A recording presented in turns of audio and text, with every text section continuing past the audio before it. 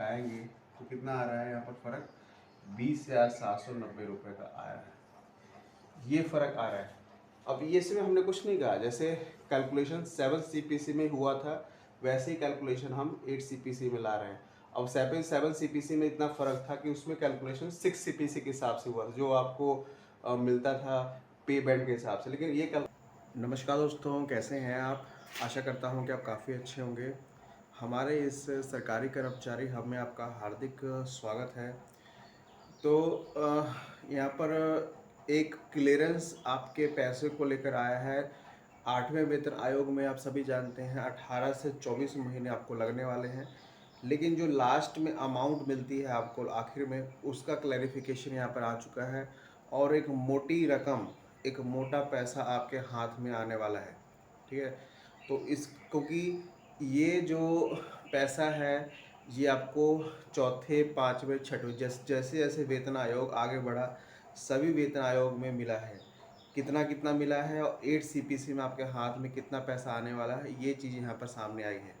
तो पूरी खबर देखिएगा, लास्ट से ज़रूर देखिएगा, आपको एक क्लियर हो जाएगा और एक अच्छा अमाउंट यहाँ पर सभी केंद्रीय कर्मचारियों के हाथों में आने वाला है। तो पूरी खबर देखिए।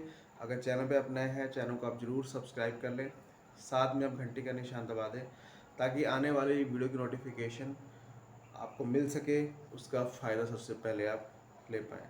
ये डाटा आप देख पा रहे होंगे, कुछ लोग वीडियोज़ तो देखते हैं लेकिन उसको सब्सक्राइब नहीं करते हैं, तो सब्सक्राइब कर लें क्योंकि आपको यहाँ पर केंद्रीय कर्मचारियों से जुड़ी हर लेटेस्ट अपडेट दी जाती है और सब्सक्राइब करना बिल्कुल फ्री है।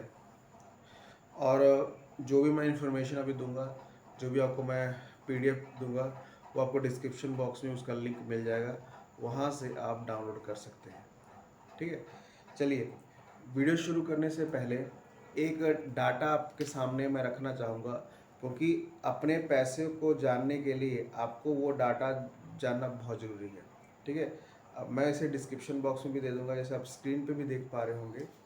ठीक है, इस पर मैं यहाँ पर लिख देता हूँ। देखिए, पहला वेतन आयोग 1957 में आया था। ठीक है, उसमें जो है फिटमेंट फैक्टर जो है नहीं लगा था। ठीक है, नहीं लगा था फिटमेंट फैक्टर। 1960 में दूसरा वेतन आयोग आया था, इसमें भी फिटमेंट फैक्टर नहीं लगा था। ठीक है, पर जब 1973 में आया था तो इसमें भी फिटमेंट फैक्टर जो है नहीं लगा था। आपको शायद ये याद होगा। ठीक है, इन तीनों में फिटमेंट फैक्टर नहीं लगा है। अब 1986 की हम आते हैं। 86 में सैलरी जो है फिटमेंट फैक्टर 2.20 लगा था। इसमें सैलरी की जो जो हाइक हुई थी, ये हुई थी 27.6। ठीक है, यहाँ पर 1996 में 10 साल के बाद इसमें फिटमेंट फैक्टर लगा था 1.86, हाइक हुई थी 31%। ठीक है, उसके बाद 2006 में आते हैं, इसमें फिटमेंट फैक्टर लगा था 1.86, इसमें भी हाइक हुई थी 51%, 54%। ठीक है, 2016 में 7 CPC आया था 2.57 और हाइक कितनी मिली थी 23.65%। तो इस डाटा को याद रखिएगा।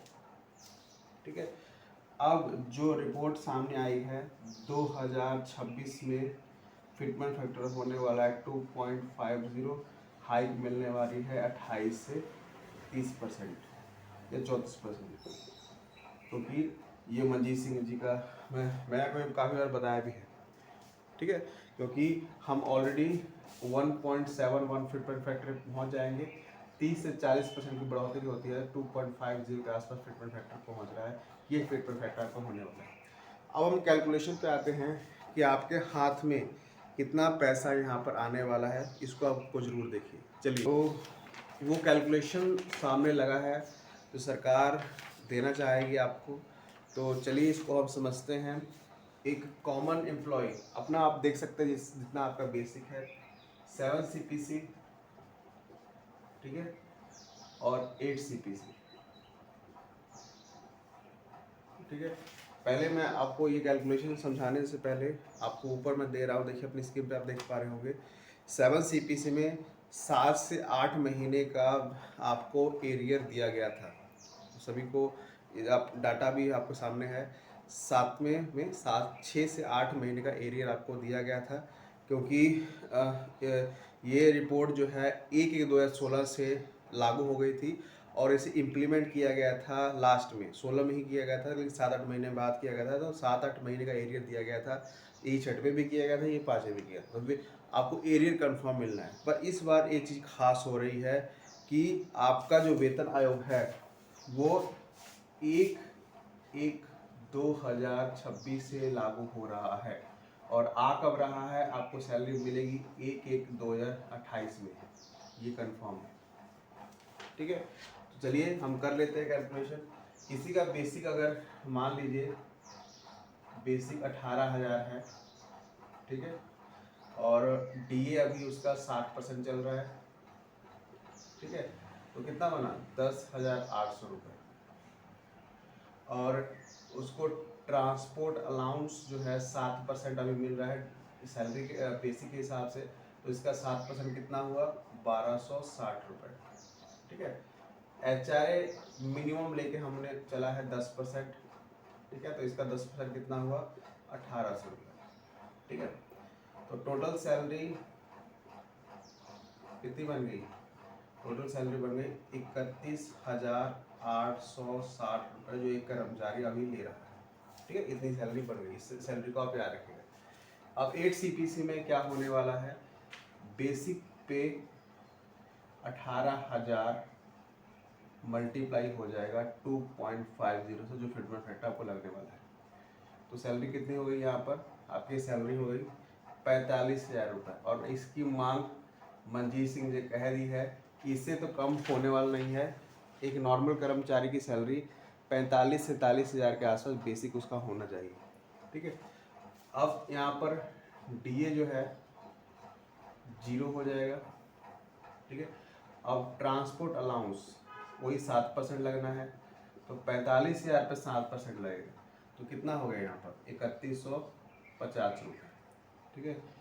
HRA वही 10% लगना है, तो इसका 10% कितना हो गया 4500 रुपये, ठीक है।